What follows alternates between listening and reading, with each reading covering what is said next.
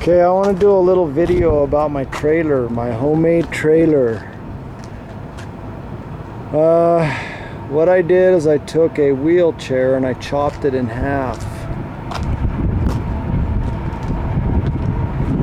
Down the middle.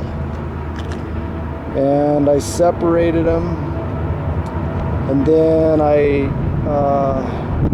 attached one side to this piece of aluminum. As you can see.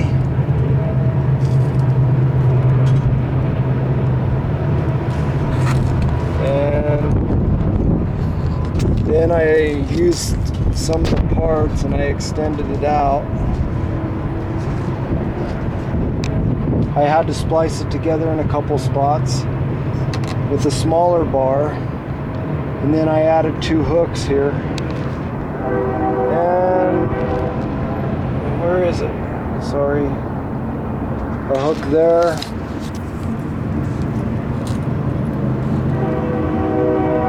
And a hook over there where it joins into the main frame here. This is the main frame.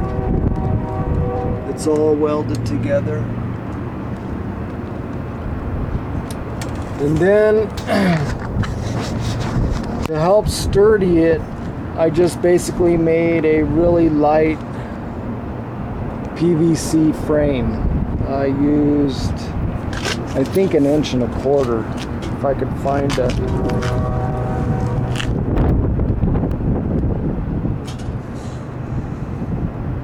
I think it's 1 1/4 inch pipe.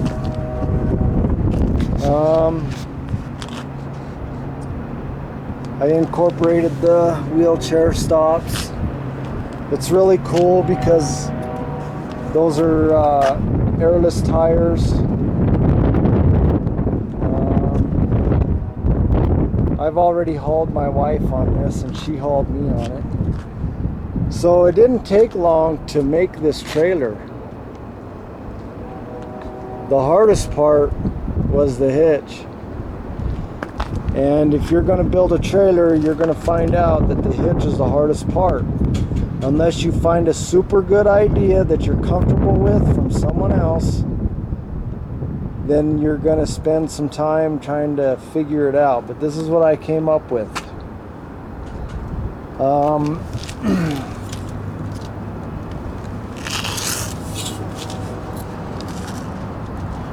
What I did is I drilled a hole right there.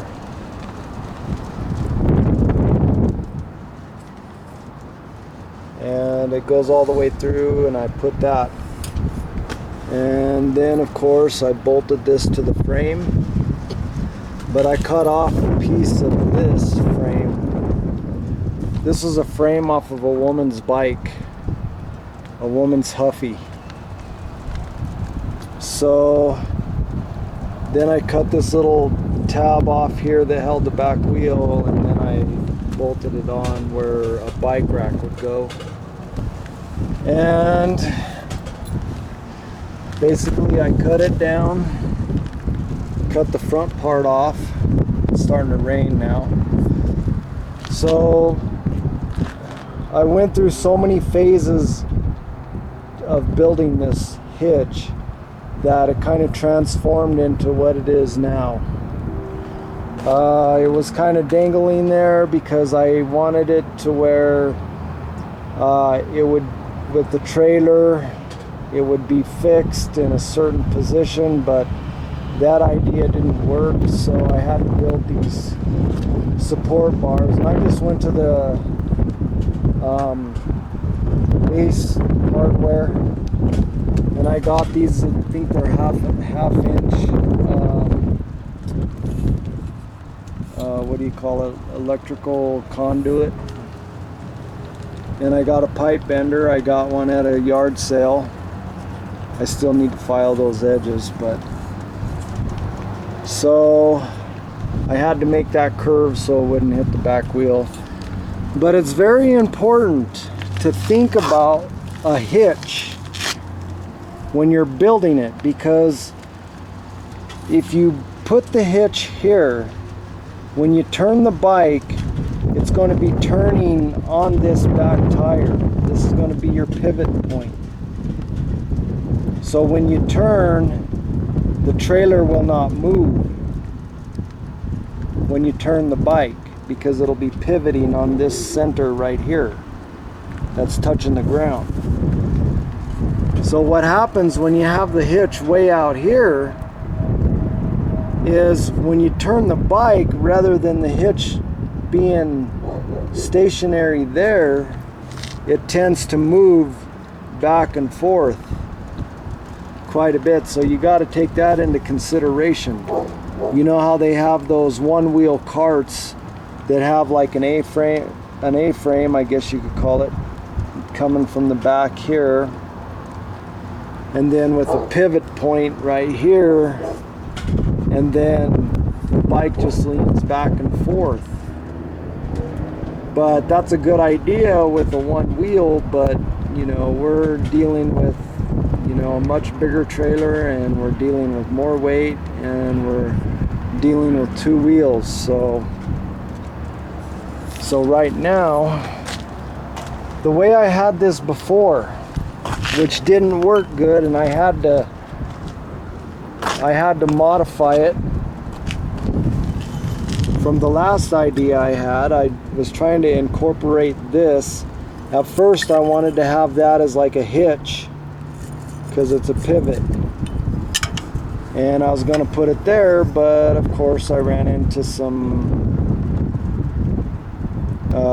problems with this part here going into the frame. So what I decided to do was just put the spring in it.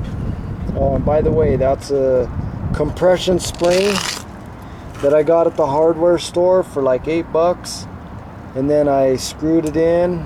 As you can see, I've already pulled it apart and stretched it, but I put two of them in there and I put them together. I broke them both in half, you know, of course with the bolt cutters, and then I kind of turned them into each other to make two, because there was like a little space in the, I don't know if you can picture what I'm saying, but with the compression spring, it's designed to be compressed rather than pulled apart. So I got one spring, I cut it in several pieces, and then I screwed them in each other, because there was just enough room to screw one into the other, so that way I'd have a double spring. So anyway, when I had this on there, I had it on something like that, or possibly the other way, and the thing was just too long, and it was going back and forth. There was a little play in that, there was a little, you know, it was just really hard on the whole system, because with the spring here, and then it was going back and forth, and then with the heavy load, I carried this lawnmower today, like I just explained, with that